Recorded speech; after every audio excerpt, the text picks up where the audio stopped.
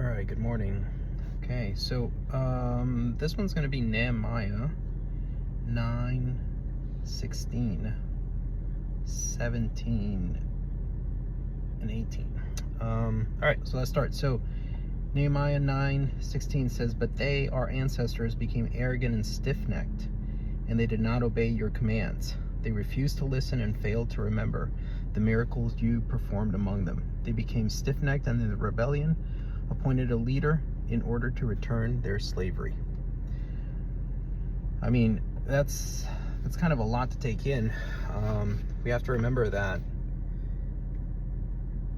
as leaders, we absolutely have to not become arrogant.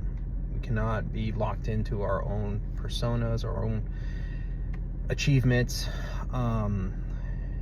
We can't forget about others, and we cannot ignore what God may be telling us to do, right? It may not be what we think is correct or what we want to do, but we have to remember that. One interesting part of this is not to become stiff-necked, right? And I'm not a Hebrew scholar, and I definitely don't know the Hebrew language or the Greek translation of this, but I would imagine that in this context, in the context of leadership, one could think about, is this being hard-headed?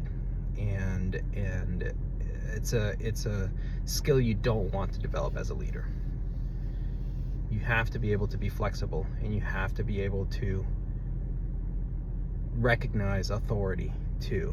And I wonder if that's part of the stiff-necked thing too, is it just recognizes, like, sometimes you have to bow your head, and sometimes we have to acquiesce and say, like, look, yes, I want to do your will, Lord, and I want to lead people in the way that you want me to, right? And not forget, obviously, like, the miracles that they've done. I mean, that's a key thing. Like, if God has changed our lives, we cannot forget that. But okay, all right, so those are the verses for today.